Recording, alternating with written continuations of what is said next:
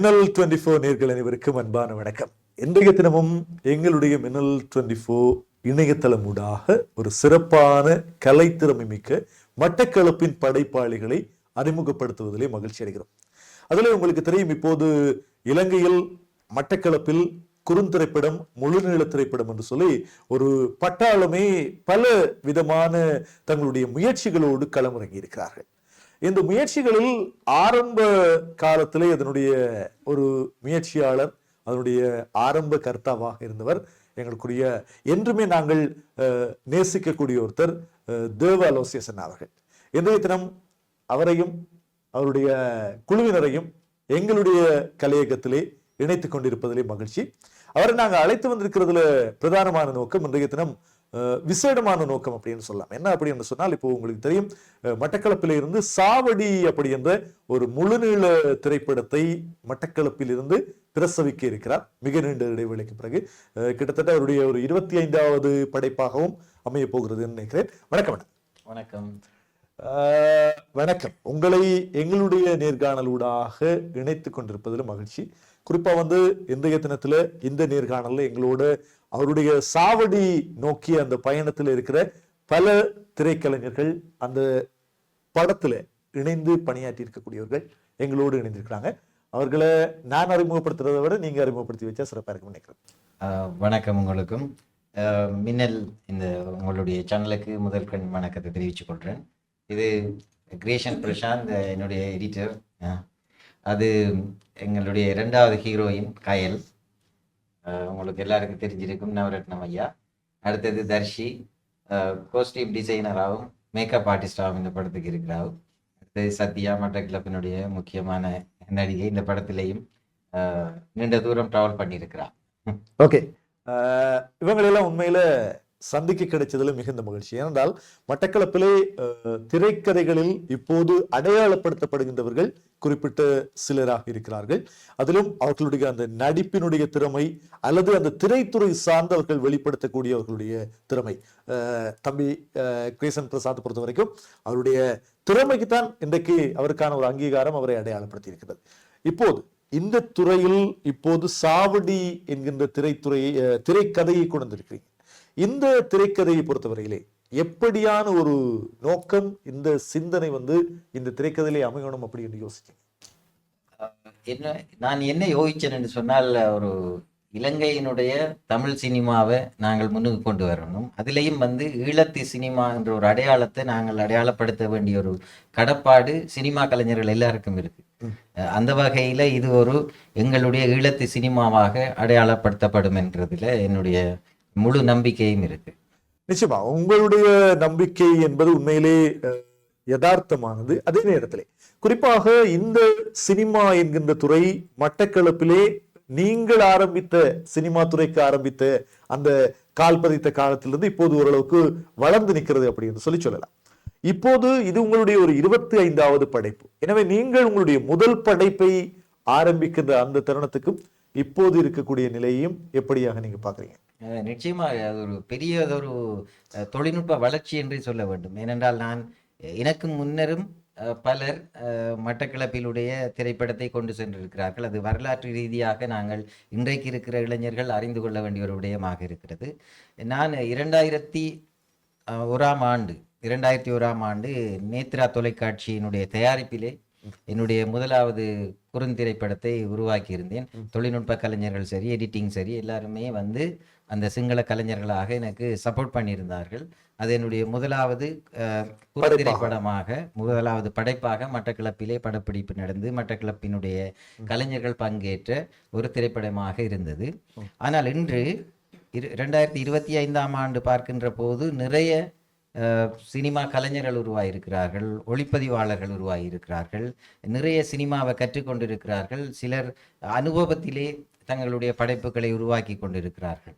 அது மிக பாரிய வளர்ச்சியாக நான் காண்கிறேன். ஏனென்றால் என்னுடைய 2வது குறுந்திரைப்படத்தை பொறுத்த வரைக்கும், கிழக்கு வானம் என்கின்ற என்னுடைய 2வது குறுந்திரைப்படத்தை பொறுத்த வரைக்கும் ஒளிப்பதிவு கருவிகளே இங்கே சரியாக இல்லாத ஒரு காலமாக நான் அதை கருதுகிறேன். ஏனென்றால் அந்த காலத்திலே இருந்த ஒரு வீடியோ கவரேஜ் பண்ணுற கல்யாணங்கள் ஃபங்க்ஷன்களை வீடியோ கவரேஜ் பண்ணுற அந்த 9000 கேமராவை வச்சுக்கொண்டு ஒரு குறுந்திரைப்படத்தை நான் உருவாக்கி இருந்தேன். அதற்குரிய சவுண்ட் ட்ராக் கூட டப்பிங் கூட இங்கே எடுக்க முடியாத மட்டக்களப்பில் அது சார்ந்த ஒரு விடயங்கள் இல்லை. அப்போ அதை நாங்கள் லைவாக சவுண்டை ரெக்கார்ட் பண்ண வேணுமென்றதுக்காக தெய்வலையில் போயிட்டு பூம் மைக்கை கொண்டு வந்து அதுக்கு சவுண்ட் ரெக்கார்டர் இல்லாமல் கேமராவில் டிரெக்டாக இன்புட் பண்ணி அதை நாங்கள் அந்த VHS கேசட் என்று சொல்லுவார், அதில் தான் ஒளிப்பதிவை நாங்கள் செய்திருந்தோம். சவுண்டையும் விஷுவலையும் நாங்கள் அதில் ஒளிப்பதிவு செய்து மிக கஷ்டப்பட்டு தான் அந்த படங்களை நான் ஆரம்ப காலங்களில் உருவாக்கியிருந்தேன். ஆனால் இன்றைக்கு இருக்கிற தொழில்நுட்பம் வந்து வேறு. அது உண்மையா மகிழ்ச்சியையும் தருகிறது. இன்றைக்கு இருக்கிற தொழில்நுட்ப கலைஞர்களோடையும் தொழில்நுட்ப வளர்ச்சியோடையும் சேர்ந்து இந்த படத்தை நான் உருவாக்கி இருக்கிறேன். அப்போ எனக்கும் இது மிகப்பெரிய ஒரு சந்தோஷமாகவும் மிகப்பெரிய ஒரு அனுபவத்தையும் தரக்கூடியதாக இருக்குது. நிச்சயமாக அதே வேளையிலே குறிப்பாக நீங்கள் பார்க்கக்கூடியதாக இருக்கும் இந்த திரைப்படம், இந்த திரைத்துறை என்கின்ற விடயத்திலே குறிப்பாக மட்டக்களப்பிலே சினிமா என்கின்ற விடயம் இப்போது ஒரு அது வளர்ந்து நிற்கின்றது என்பதை தாண்டி இப்போது அது ஒரு விருட்சமாக வளர ஆரம்பித்திருக்கிறது. இப்போது அந்த திரைத்துறை சார்ந்து மூத்தவர்கள் இளையவர்கள் எல்லோருமே பயணித்துக் கொண்டிருக்கிறார்கள். குறிப்பா எங்கட கிரியேஷன் பிரசாத்கிட்ட நாங்க கேட்கலாம், உண்மையிலேயே இந்த துறையில் பயணிப்பதற்கு நீங்கள் அதிகமான நாட்டத்தை சமீப நாட்களாக செலுத்தி வருகிறீங்க. நாங்களும் உங்களுடைய படைப்புகள் எல்லாவற்றையுமே பார்க்கிறோம். அதுல வந்து மிக திறமையாக உங்களுக்கு உண்மையிலேயே இந்த துறை சார்ந்து பயணிப்பதிலே இருக்கக்கூடிய ஆர்வம் என்ன, இதுல இருக்கிற சவால் என்ன? நன்றி அண்ணா. ஆர்வம் வந்து மனசுக்கு சந்தோஷமா இருக்கும். அதுதான் ஆர்வம். சவால்கள் நிறைய இருக்குது. நான் கல்லூரியில் படிக்கிற காலத்தில் தான் சும்மா ஸ்டார்ட் பண்ணேன், ஒரு விளையாட்டாக எடுத்து பார்ப்போம்னு சொல்லி ஸ்டார்ட் பண்ணி அது ஆடியன்ஸ்கிட்ட இருந்து வர ரெஸ்பான்ஸ் வச்சு தான் நாங்கள் சரி தொடர்ந்து செய்யலாம், ஏதோ ஒன்று செய்து பார்க்கலாம்ன்ற ஒரு ஆர்வம் வந்தது.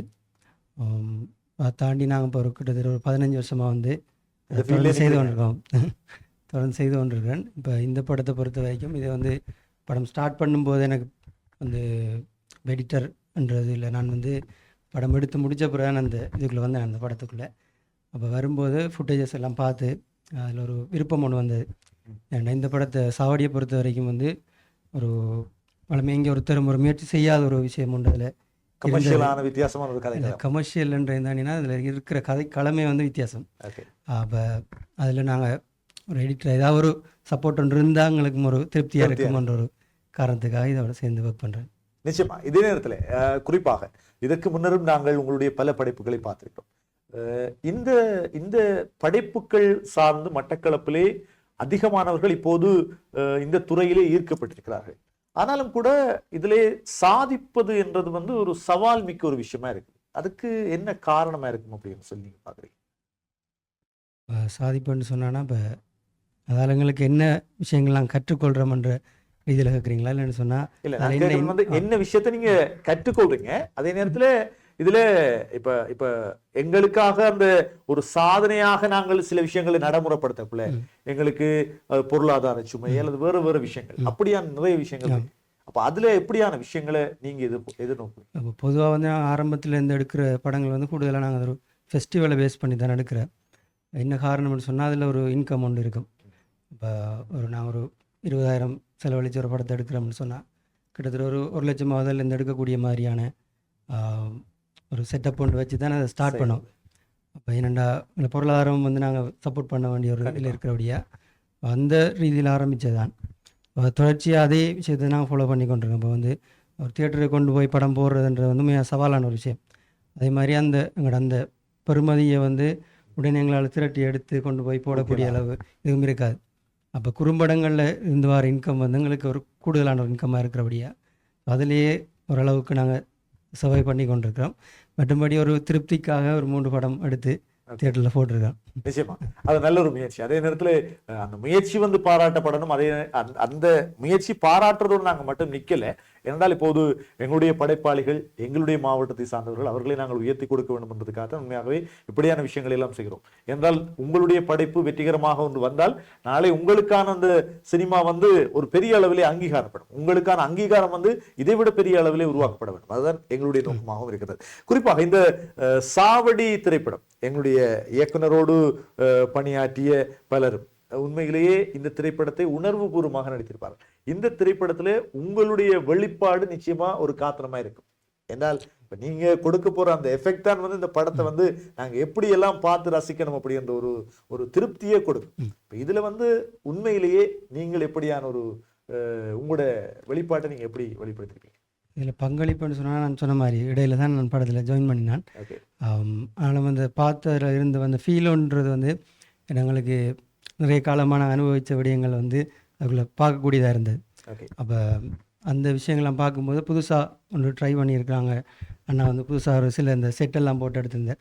அப்போ அதில் நான் சொல்லலாம் நினைக்கிறேன். அதை நம்ம வந்து படத்தில் பார்த்து இருந்தோம்லாம். இப்போ செட்டெல்லாம் போட்டு எடுத்தபடியாக அது வந்து இப்போ நாங்களாம் அதை ட்ரை பண்ணலை. எங்களுக்கு அதுக்குமே நிறைய செலவினங்களும் கூட அதே மாதிரி நிறைய அது ஒரு டீமாக இருந்து நிறைய எஃபர்ட் போட வேண்டியிருக்கும், வேலை செய்ய வேண்டியிருக்கும். அப்போ அதில் ஒரு இம்ப்ரெஷன் ஒன்று வந்தது. அப்போ அதை தாண்டி அதில் முடித்த அப்புறம் எடிட் பண்ணி முடிக்கிற அந்த தருவாயில் வந்து சில ஐடியாஸ் வந்து முன்னுக்கு ஒரு சின்ன சீன் சேர்க்கலாம்ன்ற மாதிரி, பின்னுக்கு அதை கனெக்ட் பண்ணலாம், அப்படியான சில ஐடியாஸ் 2 பேரும் கதைச்சு சில விஷயங்களை இன்புட் பண்ணியிருக்கிறோம். கண்டிப்பாக நானும் ஒன்று சொல்ல வேணும். என்ன உண்மையில் வந்து இந்த படத்தை பொறுத்த வரைக்கும் கிரேஷன் மிகப்பெரிய கை கொடுத்துருக்கிறார் என்று தான் சொல்ல வேணும். என்னென்றால் ஆரம்பத்தில் நாங்கள் ஒர்க் பண்ண வெளிக்கிட்ட டீம் வேறு, அப்புறம் பின்னுக்கு இடையில் எனக்கு சப்போர்ட் பண்ணி யோசிக்காங்க நான் இதை பண்ணித்தாரேன் என்று சொல்லி தான் முன் வந்தது ஒரு பெரிய விஷயம். அது மட்டும் இல்லாமல் அவர்கிட்ட இருக்கிற ஒரு ப்ளஸ் பாயிண்ட் என்னன்னா, இன்றைக்கு மட்டக்களப்பில் இருக்கிற பலர் வந்து சினிமாவை வெளியிட்டாங்கள் என்று சொன்னால் அது பற்றின பாசிட்டிவ் கருத்துக்களை மட்டும்தான் அவங்க வந்து வெளியில் கொண்டு வராங்க. அந்த நெகட்டிவான ஒரு விஷயங்களை வந்து எங்கடாக்கள் சொல்றதும் இல்லை, சொன்னால் அதை அக்செப்ட் பண்ணுற ஒரு மனநிலையும் இல்லை. இவர்கிட்ட இருக்கிற ஒரு பாசிட்டிவ் என்னென்னா, ஃபர்ஸ்ட்டாக வந்து அந்த ஃபெஸ்டிவலுக்கு செய்தாலும் சரி, ஒரு படத்தை இல்லை திரையிட்டாலும் சரி, அதுக்கு முதல் ஒரு 4 பேரை கூப்பிட்டு அல்லது 10 பேரை கூப்பிட்டு அதை டிஸ்பிளே பண்ணி அதை பார்த்து உங்களுடைய கருத்துக்களை சொல்லுங்கன்னு. கருத்தை சொல்ல முதல் அவர் ஒன்று சொல்லுவார், தயவுசெய்து நல்லதை மட்டும் சொல்லாதீங்க, இதில் என்ன திருத்த வேண்டி இருக்குது, என்ன மெருகூட்ட வேண்டி இருக்குது, இதை எப்படி செய்திருந்தா இன்னும் நல்லா இருக்கும்ன்ற ஒரு விஷயம் அவர்கிட்ட இருக்குது. கண்டிப்பா. ஏன்னா எங்களை வந்து நாங்க இந்த நிலையில இருக்கிறோம், இதுல இருந்து நாங்க எப்படி மாத்திக்கொள்ளணும் சொல்லி அது நாங்க எங்களை தயார்படுத்திக் கொள்றதுக்காக நல்ல வழி. அது இன்றைக்கு பல டிரெக்டர்ஸ்கிட்ட இல்லாத ஒரு விஷயம். அதைத்தான் நான் அவர்கிட்ட இருந்து பார்த்தது. அடுத்தோட வந்து என்னென்னா, இந்த படத்தை நாங்கள் எடிட் பண்ணும்போது அவரே சொன்னார் சில ஐடியாஸ். இல்லைன்னா இதில் இப்படி ஒன்று செய்தால் நல்லா இருக்கும், இதில் பின்னுக்கு இப்படி இருந்தால் நல்லா இருக்கும், இன்ட்ரோ இப்படி இருந்தால் நல்லா இருக்கும்னு சொல்லும்போது அப்போ நான் சொன்னேன், ஓகே அது ரீடேக் போவோம்னு சொல்லி. இது 2 நாளில் உருவாக்கின படம் தான் எல்லாருக்கும் தெரியும். அதை தாண்டி அவர் சில ஐடியாஸ் சொல்லியிருக்கிறார், அதை நாங்கள் படத்தில் கொண்டு வந்திருக்கோம். இப்போ தொடர்ந்து அவரோட கதைங்க. நிச்சயமா.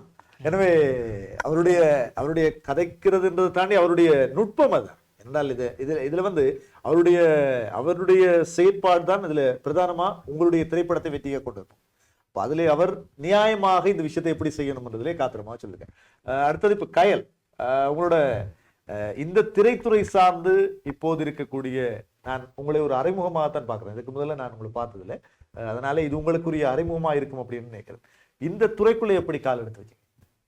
நான் வந்து திடீர்னு ஒரு நாள் தான் நான் கால் பண்ணி இப்படி கேட்டது. எனக்கு இந்த படம் இது ஸ்டார்ட் ஆனதும் தெரியாது, திடீர்னு தான் இந்த ஃபீல்டுக்குள்ளே வந்தது அண்ணா மூலமாக. ஸோ எல்லாமே நியூ எக்ஸ்பீரியன்ஸாக இருக்குது வந்தது. ஆனால் நல்லா இருக்கு, நிறைய இன்னும் கற்றுக்கொள்ள வேண்டியது நிறைய இருக்கு இந்த ஃபீல்டில்.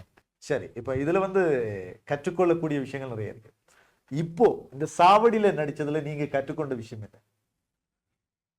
இதில் வந்து எப்படின்னு சொன்னால், எனக்கு ஃபர்ஸ்ட் டைம் முன்னாடி எப்படி ஆக்ட் பண்ணணும் அது எதுவுமே தெரியாது. இப்போ தான் அது கொஞ்சம் கேமரா முன்னாடி மாடலிங் செய்கிறது முன்னாடி போஸ்ட் பண்ணுறது மட்டும்தான் தெரியும். அதை தாண்டி ரியலாக எப்படி ஆக்ட் பண்ணணும் என்ற விஷயம், சில பேர் நம்ம நடிக்கிறோம் அப்படின்றது தான் தெரிஞ்சுக்கணும். ஆனால் உணர்வுபூர்வமாக நடிக்கணும்ன்றதை வந்து கற்றுக்கொண்டு நான் இதில் இருந்து. ஓகே, உணர்வு பூர்வமாக நடிக்க நல்ல விஷயம். அதை விட அலோசியஸான இன்னொரு விஷயம் இருக்கு, டைம் மேனேஜ்மெண்ட் ஒரு கட்டாயம் அவர்கிட்ட இருக்கிற ஒரு நல்ல விஷயம்.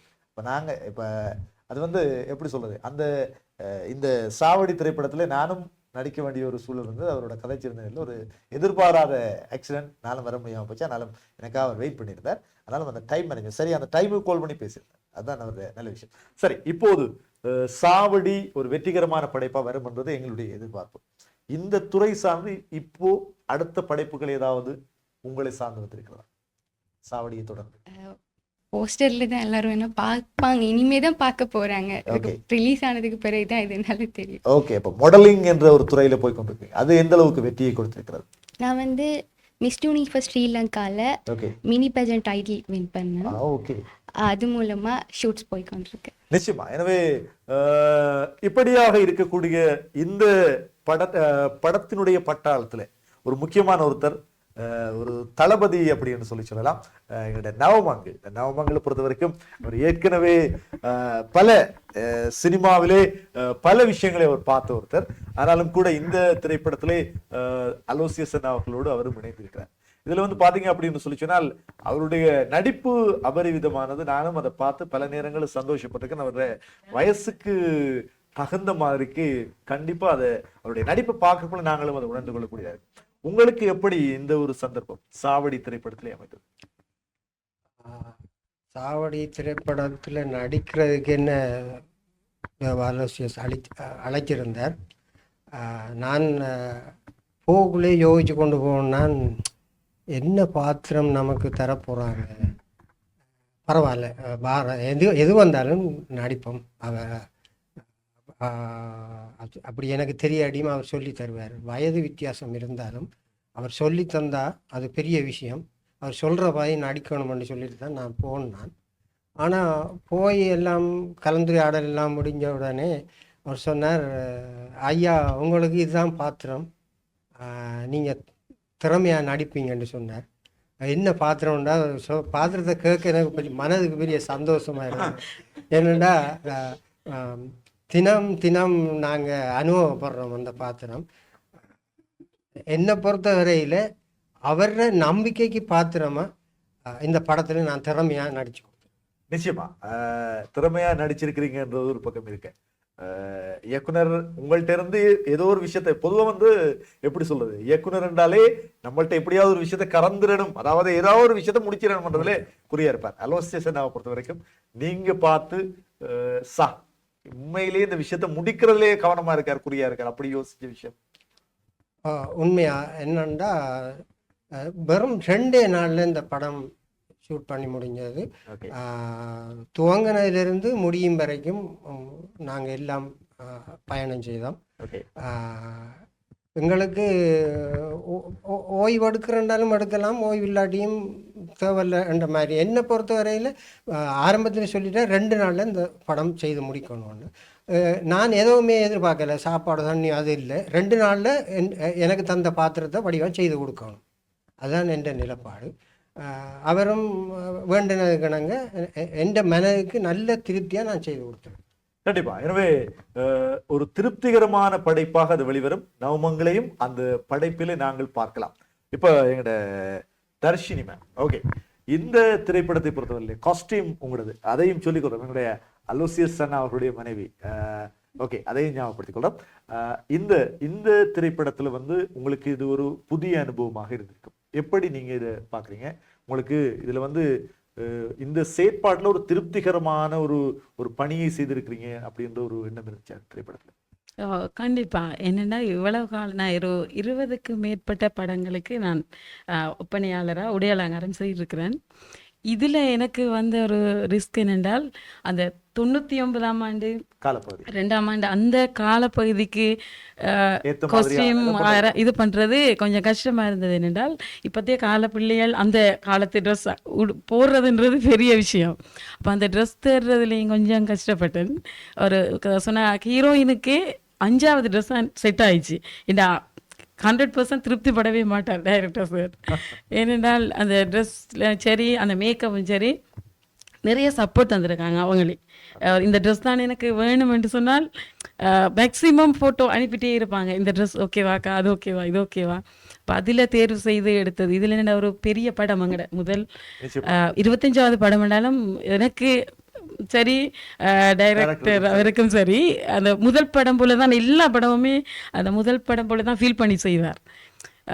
சாப்பாடு தண்ணி எதையுமே தரமாட்டார், கண்டிப்பா தரமாட்டார். ஏன்னா அவர் தரமாட்டாருன்னா இது என்னென்னால் அவர் எதிர்பார்க்கறது எங்கிட்ட இருந்து கிடைக்கும் வரைக்கும் எங்களுக்கு சாப்பாடு தண்ணி கொஞ்சம் பிரச்சனையா இருக்கும். அவர் கூட குடிக்க மாட்டார், அதுக்காக விட்டுட்டு அவர் கூட குடிக்க மாட்டார். எங்களுக்கு நல்ல சாப்பாடு இருந்துச்சு, தண்ணி இருந்துச்சு, இந்த சாப்பிடக்கூடிய டைம் தர இல்லை, கிடைக்கல. ஏன்னா அந்த 2 நாளைக்குள்ள எடுக்கணும்ன்றதால அப்படி ஒரு நிலைமை எங்களுக்கு வந்துச்சு. ஓகே, இதுல வந்து உங்களுடைய இயக்குனர் என்பதை தாண்டி கணவர், ஓகே, அவர் வந்து அவருடைய படைப்பாற்றலை எப்படி கொண்டு வரணுமோ, அவருடைய படைப்பை எப்படி கொண்டு வரணுமோ அதிலே அவர் குறியா இருந்திருக்கார். இந்த விஷயத்துல வந்து குறிப்பாக நீங்கள் இந்த சாவடி மூலமா ஏதாவது ஒரு புது விஷயத்தை கற்றுக்கொண்டிருக்கிறீங்களா? புது விஷயம் என்னென்றால் அந்த கூட்டு முயற்சி. ஏனென்றால் நாங்கள் இதுவரைக்கும் ஒரு 5-6 பேரை வச்சு கொண்டு படம் எடுத்திருக்கிறோம். இதில் வந்து பஸ் ட்ராவல்லே 15 பேர், அது போக வெளியில் சேர்த்தால் 42 பேரை கொண்டு கட்டி காக்கிறதுன்றது அதுலேயும் 2 நாள் சற்றியாக கஷ்டப்பட்டது. அது 9 மாத குழந்தையிலிருந்து 85 வயசானவர் கூட நடிச்சிருக்காங்க இதில். இப்போ அந்த பிள்ளை கூட எங்களுக்கு சப்போர்ட் பண்ணியிருக்கக்குள்ள அது கடவுளோட பிளஸிங் தான் உண்மையா. ஏன்னா அந்த நிறைய ஒத்துழைப்பு வழங்கியிருக்கிறாங்க 42 பேருமே. அது போக இப்போ புதுசாக எங்களுக்கு வெளியால் புது எடிட்டர் கிரேஷன் எங்களுக்கு ஃபுல் சப்போர்ட் தந்துட்டு இருக்கார். அது போக மியூசிக் அவங்களும் சப்போர்ட் பண்ணி கொண்டிருக்கிறாங்க. சந்தோஷம். ஓகே, வெற்றிகரமான படைப்பா வரணும். அடுத்தது எங்கட Sathya ma'am, Sathya Victor. Okay, வணக்கம். வணக்கம். இப்போ இந்த திரைப்படத்தில் நாங்க வேற திரைப்படங்கள் வேற படைப்புகள் உங்களை பார்க்கிறோம். வெற்றிகரமான படைப்பாக வெளியாகி பல படைப்புகள் எல்லாவற்றிலுமே அவரை ஒரு வெற்றிகரமான படைப்பாளியாகத்தான் அடையாளப்படுத்தியிருக்கிறது. குறிப்பாக இந்த சாவடி திரைப்படம் எப்படி உங்களுக்கு சாதகமானது அல்லது சாத்தியமானது? Okay, first of all thank you Minnal 24 சேனலுக்கு எங்களை எடுத்து இப்படி ஒரு ரெக்கக்னேஷன் கொடுக்கறதுக்கு. வந்து எனக்கு அண்ணாவை தெரியும், அலோயனாவை கனகாலமாக தெரியும். நான் இந்த சினிமா ஃபீல்டு இப்படி ஒன்று ஸ்ரீலங்காக்குள்ளேயோ இல்லை இலங்கையில் இப்படி ஒன்று நடக்குது, மட்டக்களப்பில் இப்படி ஒன்று நடக்குதுன்றக்குள்ளே அறிஞ்ச டைமில் தெரிஞ்சவர் அலோயண்ணா. அவராகத்தான் கண்டெக்ட் பண்ணியிருந்தவர், இப்படி ஒரு படம் செய்கிறோம் சத்யா இப்படி என்னன்னு. அந்த டைமில் எனக்கு டைட்டில் தெரியாது. நான் ஒரு கேரக்டருக்கு டைட்டில் கேட்குறேன் இல்லை. இப்போ டைட்டில் வந்து டிரெக்டருக்கு தான் தெரியணும், கதையும் டிரெக்டருக்கு தான் தெரியணும். ஒன்றை மட்டும் சொல்லுவேன், டிரெக்டர் யாரோ அவர் என்ன சொல்கிறாரோ அதை மட்டும்தான் நான் செய்வேன். அந்த ஸ்பாட்லேயும் அப்படி தான் நான் 2 days வந்து அது வந்து கடும் கஷ்டப்பட்டு தான் செய்தது. 2 days early morning 4:30 to night 9 வரைக்கும் அந்த ஷூட் நடந்துச்சு 2 days. அதில் எல்லாருமே இருந்தோம், அந்த ஸ்பாட்டில் எல்லாருமே இருந்தோம். அந்த இவருக்கு சீன் இருக்கு அதெல்லாம் இல்லை. இது வந்து அதில் அண்ணாவை பாராட்டணும். ஏன்னா அந்த படத்தில் இருக்கிற 42-47 பேருக்கும், அதாவது அந்த சீனில் வரக்கூடிய திரையில் வரக்கூடிய அவ்வளோ பேருக்குமே அதில் இம்பார்ட்டன்ட் கொடுத்துருக்குறேன். ஒரு ஆள் இல்லைன்று அவங்கள அந்த ஆஃபில் வச்சிருக்கிற அந்த மாதிரி இல்லை, சும்மா ஒரு போடுவோமே நீங்கள் கேட்குறீங்களா இருங்களேன் அந்த மாதிரி அவர் செய்யலை. அது ஒரு நல்ல விஷயம் அண்ணாவில் நான் பார்த்தது. அடுத்தது யாரையும் கடிந்து கொள்றது இல்லை, அவரத்தை எல்லாரையும் மேனேஜ் பண்ணி அதை செய்து முடிக்கிறது ஒரு நல்ல இதாக இருந்தது. எனக்கு இது ஒரு நல்ல எந்த படமாக இருந்தாலும் அது ஒரு புது அனுபவம் தான் எங்களுக்கு. நான் அப்படித்தான் அந்த இடத்துல எங்கே இருந்தாலும் நடந்து கொள்றதுக்கு அப்படித்தான் நினைச்சு கொண்டு நடந்து கொள்றேன். கண்டிப்பா இதுல வந்து புது அனுபவம்ன்றது நாங்கள் எங்களுடைய படைப்புகள்ல ஒவ்வொரு நாளையும் ஒவ்வொரு இடத்துல நாங்கள் போகின்ற கதாபாத்திரத்தை பொறுத்தால் எங்களுடைய படைப்புகளினுடைய வெற்றி அமைந்திருக்கு. குறிப்பாக இந்த திரைப்படத்துல இயக்குனர் உங்களுக்கு வழங்கி இருக்கக்கூடிய அந்த கதாபாத்திரம் நிச்சயமா பேசப்படுற ஒரு விஷயமா இருக்கு, அதை நாங்கள் ஏற்றுக்கொள்றோம். இப்போது இந்த படைப்பு வெற்றிகரமாக அமைகிறதுக்கு நீங்க எப்படியான ஒரு எஃபெக்டை வெளிப்படுத்திருப்பீங்க, அதை எங்களுக்கு சொல்ல முடியுமா? ஓகே, அண்ணா வந்து கேட்டிருந்தது வந்து இப்போ சொன்ன மாதிரி கொஞ்சம் காலம் தாண்டி போன அந்த கேரக்டருக்கு நீங்கள் மாறுவீங்களா, அப்படி இருப்பீங்களான்னு தான் வந்தோடனே கேட்டது. ஏன்னா நான் சொன்னேன் ஒரு கேரக்டரை நீங்கள் இப்போ மாற்றுவான்னு சொன்னால் நான் அதுக்கேற்ற மாதிரி வர்றேன், அது பிரச்சனை இல்லைன்னு சொல்லி அதுக்கேற்ற மாதிரியான ஒரு கேரக்டரில் தான் அந்த இதை சப்போர்ட் பண்ணினேன். அதில் எதுவுமே வரலை, கொஞ்சம் கஷ்டம்தான் சில விஷயங்களை மறைக்கணும் அந்த மாதிரி இருக்கக்குள்ளே அதுக்கேற்ற மாதிரி நான் அந்த இதை இடத்துக்கிட்டு நடந்து கொண்டேன். அந்த கதைக்களத்துக்கு ஏற்ற மாதிரி அவர் என்ன சொன்னேரோ அதை நான் அங்கே செய்தேன், அவ்வளவுதான். ஏனென்னா அப்படி அதுதான் எனக்கு நல்லமன்றதை நான் முதல்ல இருந்தே விளங்கி கொண்டேன். நிச்சயமா அது இந்த இயக்குனர் மட்டுமில்லை, எந்த இயக்குனர் யாரா இருந்தாலும் இயக்குனர் அந்த சொல்ற விஷயத்தை வந்து அதை நாங்கள் சின்ன வயசு குறைவா இருக்கிற ஒரு இயக்குனர் படத்துல நம்ம போறோம்னாலும் அவர் என்ன அங்க சொல்றாரோ அதை நம்ம செய்துட்டோம்னா நமக்கு ஒரு பிரச்சனையும் இல்லை. இதுதான் இந்த ஒரு இதா இருந்தது. அடுத்தது கதை கேட்டா எனக்கு தெரியாது, படம் ரிலீஸ் ஆக மட்டும் தெரியாதுன்னு சொல்லணும். அடுத்தது ஒரு ஓமண்டு சொல்லிட்டோம்டா, ஒரு ஆளுக்கு ஓமண்டு சொல்லிட்டோம் நாங்க வாரமண்டு சரி ஒரு நம்பிக்கையில கேட்டு ஓமண்டுட்டு காலடி எடுத்து வச்சிட்டா நம்ம அதை முடிச்சு கொடுத்து போட்டு தான் அடுத்த வேலை பார்க்கணும். ஏன்னா நம்மளை நம்பி அவங்க அவர் ஒரு இறங்கி படைப்பை இருக்கலாம். ஆரம்பிச்சிருக்கிறார். யாரா இருந்தாலும் அது அப்படித்தான் இருக்கும்ன்றது. அப்ப அந்த அளவுல நான் சப்போர்ட் பண்ணியிருக்கேன். ஏன்னா நான் கொஞ்சம் ஸ்ட்ரகிள்ல இருந்தேன்னா இருந்தாலும் அந்த டைமிங் எல்லாமே நான் அதை செய்து கொடுத்தேன். நிச்சயமா வெற்றிகரமான ஒரு படைப்பாக அமைய வேண்டும். இப்போ எங்களுடைய இயக்குனரோட பேசிக்கொள்ளலாம்.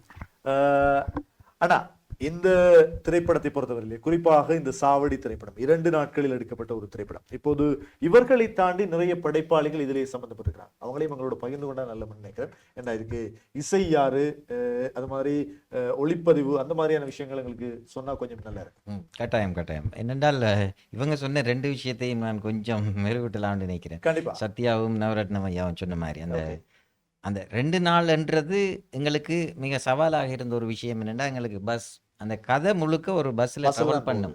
அப்போ படம் ஸ்டார்டிங்ல இருந்து ஃபினிஷ் வரைக்கும் அந்த பஸ்லேயே ட்ராவல் பண்ணுறது. அப்போ அதில் இருக்கிற அத்தனை ஆர்டிஸ்ட்டும் வந்து கட்டாயம் வேணும். ஒரு நாள் இருந்து அடுத்த நாள் இல்லாமல் போனால் பிரச்சனையாயிரும். சப்போஸ் அதில் ஒரு ஆள் மிஸ் ஆகினா கூட கண்டினியூட்டியோ அல்லது எங்களை பேசப்படுற ஒரு விஷயமோ இல்லாமல் போயிட்டென்றால் நாங்கள் செல்ல முடியாது. அதுக்காக நான் அந்த இவங்களுக்கு ஒரு ஏற்கனவே ஒரு பஸ் ஒன்று எடுத்து நாங்கள் ஒரு ட்ரைனிங் ஒன்று கொடுத்தனாங்க. வேறு அந்த ஷூட் இல்லாத ஒரு பிரைவேட் பஸ் ஒன்று யுவநாதன் அவர்களுடைய பஸ் அவர் எங்களுக்கு ஃப்ரீயாக தந்திருந்தார். இப்போ அந்த பஸ்ஸில் தான் நாங்கள் ஒரு முன் தயாரிப்பு பணிகளை செய்திருந்தோம், ஒரு ஆக்டிங் ப்ராக்டிஸை கொடுத்துருந்தோம். அது எங்களுக்கு ஈஸியாக இருந்தது அந்த 2 நாள் பயிற்சி. ஆனால் சாப்பாடுன்ற விஷயங்கள் உண்மையாக வந்து மற்ற ஷூட்டிங் ஸ்பாட்டை பொறுத்த வரைக்கும் என்னென்னா ஒரு டைம் ஒரு சின்ன ஒரு சீன் எடுத்துட்டு டைமை பார்த்துட்டு பிரேக் கொடுப்பாங்க. ஆனால் இது ட்ராவல் பண்ணிகிட்டே இருக்கிறதால எங்களுக்கு சாப்பாடும் என்னடாண்டா ஒரு காருக்குள்ளே ட்ராவல் ஆகிட்டே இருக்கும். நாங்கள் மூவ் பண்ணி தான் இந்த ஷார்ட்ஸ் எல்லாம் எடுத்து கொண்டிருந்தது. அதால தான் இவங்கள் சிலருக்கு மற்ற படங்களை நடித்தாக்களுக்கு இது கஷ்டமாக இருந்திருக்கும். நேரத்துக்கு சாப்பாடு தண்ணி பிரச்சனையாக இருந்திருக்கும். அனுபவம் வாஞ்ச சத்தியா எல்லாம் என்ன செய்தான்னா பிஸ்கட் பாக்கெட்டுகளை கொண்டு வந்தான். அவவுக்கு தெரியும் இப்படியான ஒரு சூழலுக்கு போகிறோம், நாங்கள் எங்களை பாதுகாத்து கொள்ளணும், எங்களுக்கு தண்ணியோ தேவைன்றதுக்காக. அது அனுபவத்தில் வாரது தான். சிலர் கொஞ்சம் ஸ்ட்ரகிள் அனுபவிச்சாங்க. உண்மை அவங்களுக்கு இந்த இடத்துல நான் சொல்கிறேன். இது ஒரு கிட்டத்தட்ட ஒரு 42 பேர் நடிச்சன்றது ஒரு பெரிய விஷயம். அது தொடக்கத்திலேருந்து முடிவு வரைக்கும் இருக்கிறாங்களா அத்தனை பேரும்.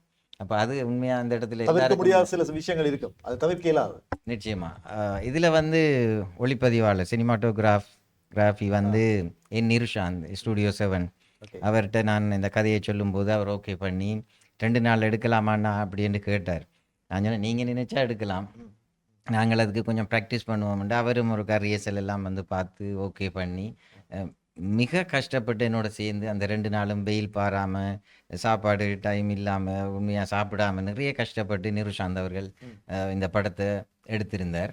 அதோட சொல்லிட்டு செகண்ட் யூனிட் கேமராமேனாக சார்ல்ஸ் எங்களோட பணியாற்றியிருந்தார், கிரேஷன் அவர்களுடைய சினிமாட்டோகிராஃபர். அப்போ 2 கேமராமேன் இதில் இருக்குது. அது ஒரு ஸ்பெஷலாக இருக்கும். ஏன்னா இது 25வது படம், ஏதாவது ஸ்பெஷலாக இருக்க ஒன்று தானே. அடிஷனல் ஷாட்ஸ் மற்றது மோண்டேஜ் அந்த சில விஷயங்களுக்கும் சார்ல்ஸ் வந்து எங்களுக்கு ஹெல்ப் பண்ணியிருந்தார். அதே போல் இதில் மியூசிக் பார்த்தீங்கன்னா 2 பேர், அதுக்கும் 2 பேர் நாங்கள் இது பண்ணியிருக்கோம். என்னடா ஸ்பெஷல் என்னன்னு கேட்டால் ஏதாவது சொல்ல தனி கண்டிப்பாக. அப்போ தெரியுமே ஜீவம் ஜோசப் மட்டக்களப்பினுடைய மூத்த இசைக்கலைஞர் மறைந்து விட்டார். அவருடைய மகன் எமில் பிரியானந்த் அவர்கள், அவர் எனக்கு இது 7வது படம் இது எனக்கு அவர் பண்ணுறது. அவர் செய்திருக்கிறார் மியூசிக். அதோடு சேர்த்து அவருடைய கசின் நிக்கி எம்மான்னு சொன்னால் தெரியும், நிறைய பாட்டுகள் அவருடைய ஸ்டாண்டர்ட் எல்லாம் வேறு. இங்கே பெட்டியில் இருக்கிற ஆக்களோட அவர் ஒர்க் பண்ணுறதும் குறைவு. அவர் இந்த படத்துக்காக ஒரு பாடல் அவரை எழுதி கம்போஸ் பண்ணியிருக்கிறார். அது அதனுடைய பாடகர்கள் எல்லாம் வந்து வெளி ஆட்கள், அது நீங்கள் ஸ்க்ரீனில் பார்க்கலாம் யார். ஆனால் மியூசிக் எல்லாம் வந்து லைவாக செய்திருக்கிறார். ஃப்ளூட் எல்லாம் இந்தியாவிலிருந்து அவங்களுக்கு கொடுத்த அந்த பீஸை, அதே போல் ரிதம் அதெல்லாம் வந்து அப்படி ஒரு ஆர்டிஸ்ட் எடுத்து கம்போஸ் பண்ணியிருக்கிறார். அதோட இன்ட்ரோ கிளைமேக்ஸ் சீனுக்கும் அவர் தான் செய்திருக்கிறார். அது நீங்கள் படம் பார்க்கும்போது அந்த ஃபீல் கண்டிப்பாக வரும், ஒரு தியேட்டர் ஃபீல் வரும்போது அதை இதை யாரா மியூசிக் செய்தான ஒரு இது எண்ணம் வரும், எண்ணம் வரும். அந்த எண்ணம் வரும். ஓகே. அதே போல் எடிட்டிங்கை வந்து நம்மளோட கிரேஷன் தான் செய்திருக்கிறார். என்னென்னா அவர் உண்மையாக கேட்ட உடனே எனக்கு இல்லைன்னு சொல்ல இல்லை, காசை பற்றியும் கதைக்க இல்லை, ஓகே.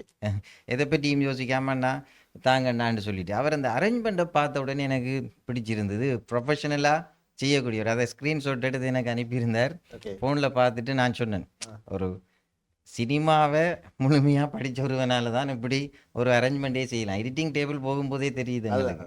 இல்ல அதை நேசிக்கிற ஒருத்தரா இருக்கணும், அந்த துறையை நேசிக்கிறவர் தான் அதை சரியா கொண்டு அது சிறப்பாக வந்திருக்குது எடிட்டிங். அதே போல் கலர் கிரேடிங்கை வந்து எங்களுடைய second unit cameraman cinematographer Charles அவர் செய்திருக்கிறார்.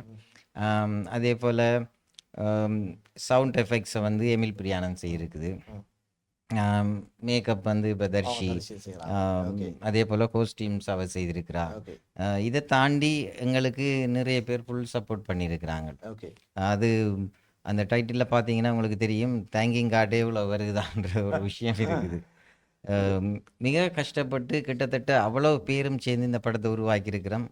நிச்சயமாக ஒரு ஈழத்து சினிமா வரலாற்றில் இது ஒரு பேசப்படும். நிச்சயமாக. அதே வேளையிலே குறிப்பாக இது வந்து ஒரு முழுநீள திரைப்படம் அப்படின்னு தான் சொல்லப்படுது, அப்படித்தானே? முழுநீள திரைப்படம். இந்த திரைப்படம் குறிப்பாக இந்த திரைப்படத்துக்கு பின்னராக அடுத்த கட்டமா வேறு ஏதாவது படைப்பை நோக்கிய பயணங்கள்? அதுக்கு முதல்ல இன்னொன்றை மறந்துட்டேன் நான். உண்மையாக வந்து இந்த படத்தை பொறுத்த வரைக்கும் கிரேஷன் சொன்ன மாதிரி செட் போட்டுலாம் சொன்னேன் தானே, அது ஆர்ட் டிரெக்டரை நான் மறந்து போனேன். முக்கியமான விஷயம் இதில் 2 முக்கியமான ஒரு வேலை செய்திருக்கிறார். ஒன்று வந்து ஒரு கிளைமேக்ஸில் வரக்கூடிய ஒரு சீன், அது மிக காத்திரமான ஒரு விஷயமாக இருக்க வேணும். அந்த ஒரு சீனும் சரி. அவர் டெடிக்கேஷன் என்னென்னா அந்த செட் போடணும்னா முதல் நாளே போய் அங்கே செட்டில் படுத்து கிடந்து அவருக்கு வெஹிக்கிள் எல்லாம் கொடுத்து சாப்பாடெல்லாம் கொண்டு கொடுத்து அங்கேயே கிடந்து நைட் ஃபுல்லாக செய்து வைப்பார். அதே போல் ஒரு தேத்தனி கடை சீன் ஒன்று வரணும்னு சொல்லி ஒரு வெட்ட வளவை எடுத்து அங்கே போய் செய்தது. புவிராஜுக்கு உண்மையாக பெரிய நன்றி. அதுக்கு பிறகு இருக்கிற 2-3 படங்கள் ஆர்ட் டிரெக்டரா வந்து ஒர்க் பண்ணி கொண்டிருக்கிறார். இப்ப கேளுங்க. இப்ப நான் கேட்கிற விஷயம், இப்ப இந்த படைப்பு வெற்றிகரமான படைப்பாக அமைந்துவிடும், அடுத்த கட்டமா என்ன முடிவு ரீசன் சொல்லலாமா? ஓகே. நான் என்னென்னால் இது பண்ணிட்டு இருக்கும்போது எனக்கு இப்போ இந்த லோகேஷ் கனகராஜை வச்சு சொல்லுவாங்க இந்தியாவில் 2-3 படங்கள்ல ஏதோ லிங்க் இருக்குது அப்படி எல்சின்னு சொல்லுவாங்க. அதை அப்படி நாங்கள் யோசிக்கல. நான் ஒரு ஸ்கிரிப்ட் ஒன்று பண்ணி கொண்டிருந்தேன். இந்த படம் எடிட்டிங் போயிட்டு இருக்கும்போதே எனக்கு ஒரு கதை மண்டைக்குள்ளே வந்துட்டு அப்போ டக்குன்னு கடகடன்னு எழுதி ஸ்கிரிப்டாக பண்ணிட்டு போட்டு கிரேஷன் அப்புறம் எங்கள்ட 2-3 இன்ட்ரெஸ்டான ஆக்களை கூப்பிட்டு டிஸ்கஸ் பண்ணி ஒரு 6வது டிராஃப்ட் எடுத்து போட்டு கிரேஷன்ட்ட கேட்டேன்னு என்ன மாதிரியான அந்த படத்தை அவர் கதையை வாய்ச்சி பிடிச்சிருந்தது அவருக்கு. அவர் சொன்னார், ஏன்னா நம்ம பண்ணுவோமே என்று சொல்லி சொன்னார்.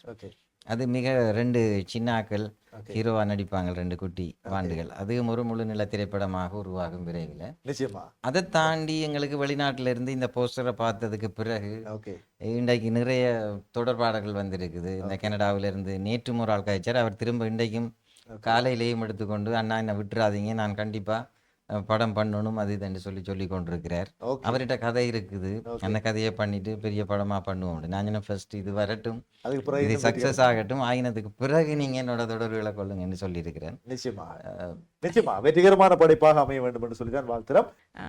என்னன்னு சொன்னா, இப்ப நீங்க அப்படி கேட்டீங்க இதுல உள்வாங்கப்பட்டதில் என்னென்ன இது பண்ணினீங்கன்னு. என்னென்னு சொன்னால், இப்போ டிரெக்டர் என்னையை செலக்ட் பண்ணிவிட்டு நீங்கள் இந்த கேரக்டர் பண்ணுங்க, ஆனால் சிலது உங்களோட சேஞ்ச் பண்ணணுமென்று சொல்லி நான் அதை அக்செப்ட் பண்ணி ஓகேண்டு ஷூட் ஃபர்ஸ்ட் டே ஷூட் போயிட்டுது. இல்லை ஷூட் இல்லை, ஒரு ஃபர்ஸ்ட் மீட்டிங் நடந்துட்டு இருக்கக்குள்ளே வந்து பிறகு எனக்கு அண்ணா கால் பண்ணினேன், இப்படி தான் சத்யா உங்களை ஏன் இந்த படத்துக்கு எடுத்துட்ட மாதிரி ஒரு கேள்வி வருது அவர்கிட்ட என்று என்னட்ட சொன்னார். அப்போ நான் சொன்னேன், இட்ஸ் ஓகேண்ணா, பிரச்சனை இல்லை, அது எனக்கு நிறைய இடங்கள்ல இருந்து வர்றது தான், என்னடா வளர்க்குறேன்னு சொல்லிட்டு எல்லாரையும் டம்ப் பண்ணுற வேலை தான் நீங்கள் பண்ணி கொண்டிருக்குறாங்க, அதால் வந்து எனக்கு பிரச்சனை இல்லைன்னாண்டா. அப்போ அண்ணா சொன்னார், 2 படத்தில் யார் இருக்கணுன்றதை நான் தான் முடிவு பண்ணணும், அதால் உங்களுக்கு அது பிரச்சனை இல்லையா, வெளியிலேருந்து இதுகள் வந்தானே. நான் சொன்னேன், எனக்கு இதில் ஒரு இதுவுமே இல்லை, நீங்கள் அக்செப்ட் பண்ணீங்கன்னா நான் அதை பண்ணித்தானேன். அதுக்கு பிறகும் அது சார்ந்த பிரச்சனைகளை அண்ணா நிறைய அனுபவித்தவர், அது அவர் தான் சொல்லணும். அதுக்கு அப்புறம் என்ன நடந்தது, ஏன் நான் இதை விடத்தை பதிவு பண்ண விரும்புகிறேன்னு சொன்னால், முகத்துக்கு நேர நன்றாக கதைச்சி போட்டு நீங்கள் அப்படி இப்படி என்று கதைச்சிட்டு பேக் சைடில் வந்து அந்த குழி பறிக்கிற வேலையும் தேவையில்லாத கதை பேச்சுகளும் நிறைய ஓடுது.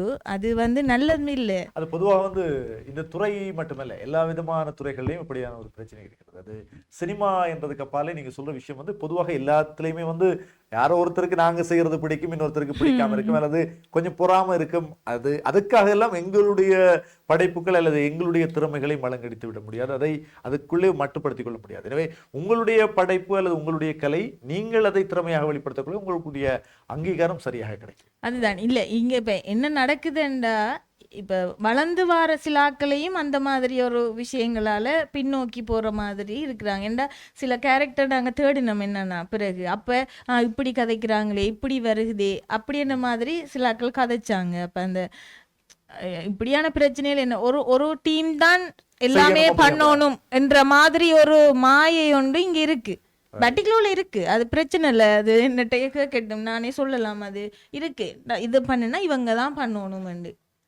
அப்படியாக நாங்கள் யாரையுமே வரையறுத்து விட முடியாது. எனவே இது வந்து ஒரு பரந்த துறை. வந்து எல்லாரும் தூண்டில வந்து எல்லாரும் மீனுக்கு இரையை போடலாம். அவரவர் திறமையை பொறுத்தது அந்த மீன் வந்து சரியாக அதை பிடித்துக் கொள்வது. என்னன்னு சொன்னா நல்லா தெரிஞ்சவங்க அதை கதைக்கிற நேரம் தான் அது கொஞ்சம் இதா இருக்குது.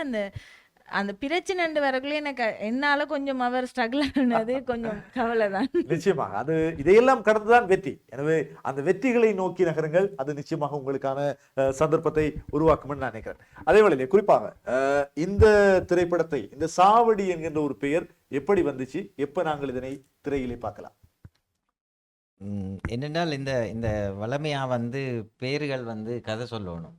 அது என்னுடைய எல்லா படங்கள்லையும் நீங்க பார்த்தீங்கன்னா தெரியும். இப்போ பாதி என்ற ஒரு படம் எடுத்தால் ஒரு மனுஷனுக்குள்ளே இருக்கிற 2 வகையான நல்லது கெட்டதுன்ற ஒரு விஷயங்கள் இருக்கிற வடிவா இந்த பாதி என்று எடுத்தேன். 2 கேரக்டரை வச்சுக்கொண்டு அந்த படத்தை பண்ணியிருந்தேன். இப்போ எல்லாருமே வந்து சொல்கிறது என்னடாண்டா, நல்ல கண்டென்ட் இருக்கு உண்ட படங்களில், ஆனால் நல்ல டெக்னீஷியன்ஸ் உனக்கு வாய்க்கிறது இல்லை. அப்போ இதில் வந்து நல்ல டெக்னீஷியன்ஸ் வாய்ச்சிருக்கிறாங்க. அதனால் இந்த பேர் வந்து நான் வைக்கும்போது எப்பயுமே யோசிக்கிறது, இந்த படத்துக்கு முதல் பேரை நான் வைக்கும்போது இதுக்கு ஏற்கனவே ஒரு ப்ரொடியூசர் எனக்கு கிடைச்சிருந்தார்.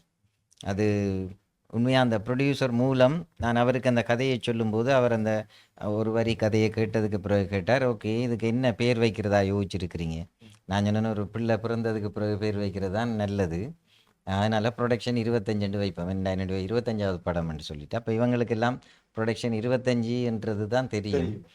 அப்போ அதுக்கு பிறகு அவர் தொடர்ந்து என்னோட பயணிக்கும் போது சொன்னார், எனக்கு முழு கதையும் தேவையில்லை, படத்தை பண்ணுவோம்ன்றது.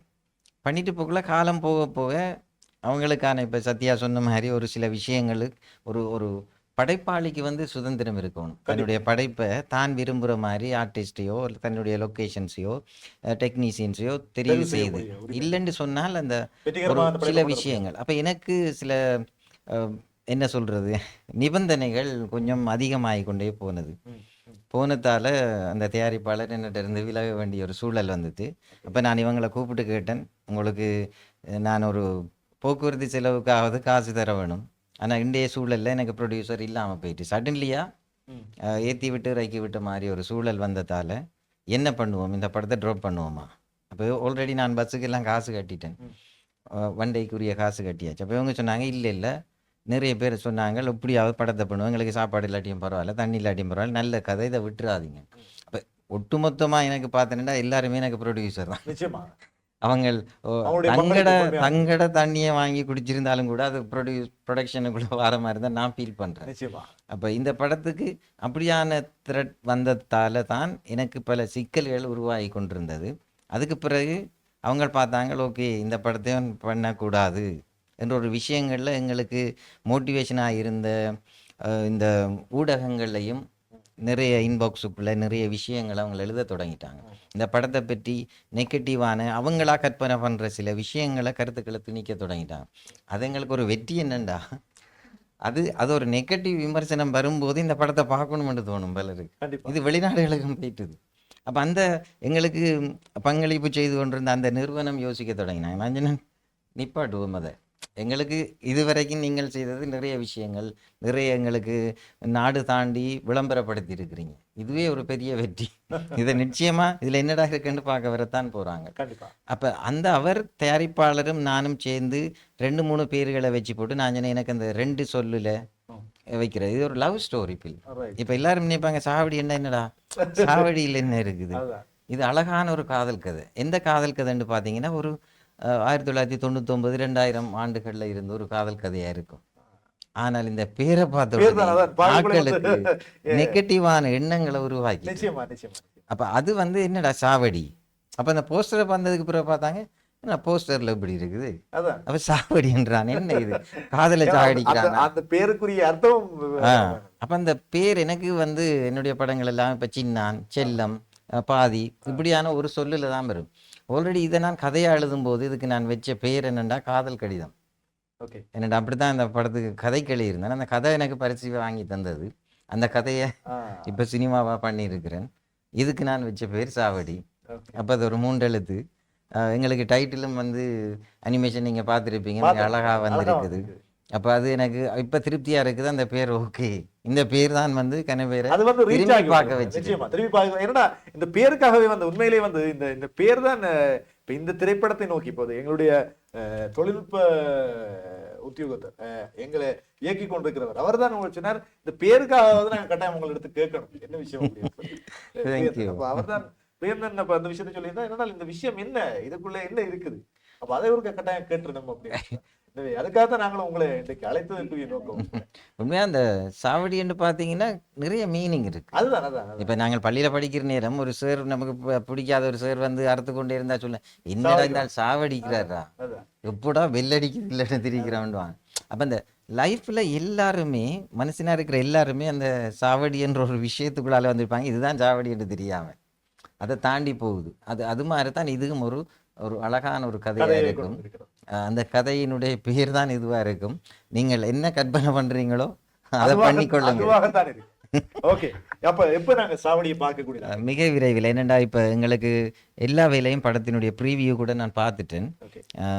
என்னென்னா நான் ஒரு டீச்சராக இருக்கிறதால இந்த பாடசாலை விடுமுறை காலங்களில் இந்த வேலையை முடிச்சிருக்கிறேன். இப்போ பாடசாலை விரைவில் தொடங்க இருக்கிறதால என்னுடைய இந்த படத்தை நான் சினிமா ஃபிலிம் கார்ப்பரேஷனுக்கு கொண்டு போய் பதிவு செய்ய வேண்டி இருக்குது. அடுத்த வாரம் நான் பதிவு செய்து முடிச்சிடுவேன். அதே போல் சான்றிதழையும் மிக விரைவாக பெற்றுக்கொள்ளக்கூடியதாக இருக்கும். ஏனென்றால் இன்றைக்கு சினிமா கார்ப்பரேஷனில் சேர்மனாக இருக்கிறவர்கிட்ட கூட நான் 3 வருஷம் சினிமாவை இந்தியாவில் படிச்சுட்டு வந்து இங்கே அவர்கிட்ட படிச்சிருக்கிறேன். அப்போ அவர் சொல்லுவார், என்னென்னா ஒரு டிரெக்டர் அல்லது சினிமா ரைட்டர் என்றவன் ஒரு ஃப்ரீடமாக இருந்து எழுத வேணும். யாருக்கும் அரசாங்கத்துக்கோ அல்லது நண்பனுக்காகவோ இன்னொருத்தனுக்காகவோ படம் பண்ணப்படாது. நல்ல ஒரு கதையை நீ எழுதி முடி. அந்த கதைக்காக கேரக்டர்ஸை தேடு. இப்போ இவங்க சொன்னாங்க, எங்களுக்கு என்ன கேரக்டர் என்று தெரியா, வந்தவனை இதை ஏற்றுக்கொள்ளலாமா இல்லையான்றதெல்லாம் தெரியான்றதெல்லாம் இல்லை தாண்டி என்னுடைய படங்களில் பார்த்தீங்கன்னா ஹீரோக்காக அல்லது நல்ல நடிகருக்காகன்னு சொல்லி படம் பண்ண இல்லை. இந்த கதைக்காக அவங்கள தெரிவு செய்திருக்கிறோம். அப்போ இது ஒரு நல்ல கதையாக இருக்கும். இந்த கதை நிச்சயமாக வெளி உலகத்தில் எல்லாருக்கும் பிடிக்கக்கூடியதோ ஒரு கதையாக இருக்கும். நீங்கள் இதில் 2 ஒன்று வந்து நகைச்சுவை, அடுத்தது வந்து லவ், 2 இமோஷன் சார்ந்த ஒரு விஷயமா இருக்கும். அதனால இந்த படம் தியேட்டருக்கு வராக்கல கண்டிப்பாக ஏமாத்தாது. நிச்சயமா. ஏனென்றால் திரைக்கதையினுடைய கர்த்தா அவர் தான். ஏன்னா இதுல இருக்கிற பார்த்த விஷயம் அவர் சொன்ன விஷயம் தான். இந்த சாவடி என்ன சாவடி எங்களுக்கும் அது ஒரு பெரிய ஒரு தர்ம சங்கடமான விஷயம். எனவே அவரை கூப்பிட்டு இதை நாங்கள் கேட்டுருவோம் அப்படின்றதான் எங்களுடைய பிரதானமான நோக்கமாக இருந்தது. அந்த வகையில உண்மையில் அவருடைய நேரம் இப்போது மிக பொன்னார். அந்த நேரத்தை எங்களுக்காக செலவழித்திருக்கிறீர்கள். இன்றைய தினத்திலே எங்களுடைய சாவடி திரைக்குழுவினரோடு நாங்கள் ஒரு கலகலப்பான சந்தோஷமான ஒரு கலந்துரையாடலை இன்றைய தினத்திலே இந்த நேர்காணல் மூலமாக செய்திருக்கிறோம். அப்படி என்ற அந்த நம்பிக்கை எங்களுக்கு இருக்குது. எனவே விசேடமா வந்து எங்களுடைய இந்த அழைப்பை ஏற்று இன்றைய தினம் மின்னல் 24 எங்களுடைய இணையதளத்துக்காக வருகிறது நேர்காணலில் இணைந்து கொண்ட சாவடி குழுவினருக்கு எங்களுடைய நன்றிகள். விசேடமா எங்களுடைய இயக்குனருக்கு எங்களுடைய விசேடமா நன்றி. உண்மையா வந்து உங்களுக்கும் நன்றி சொல்லணும். இந்த மின்னல் 24 இந்த சேனலுக்கு என்னுடைய குழுவினர் சார்பில் நன்றியை தெரிவிக்கிறதோட இன்றைக்கு கலந்து கொள்ளாமல் இருக்கிற எங்களுடைய ஹீரோ ஹீரோயின் மற்றது சினிமாட்டோகிராஃபர் மற்றது வேலை செய்த அத்தனை பேருக்கும் எங்களுடைய நன்றிகளை நீங்கள் சொன்னதாக நான் அவர்களுக்கு சொல்றேன். கண்டிப்பா, நிச்சயமா உங்களுடைய படைப்பு வெற்றிகரமான படைப்பாக அமைய வேண்டும். வெற்றிகரமா அந்த திரைப்படத்தை நாங்களும் திரையிலே பார்க்க வருகிறோம், உங்களுடைய திரைப்படத்தை நோக்கி திரையரங்குக்கு. நன்றி, வணக்கம். தேங்க்யூ.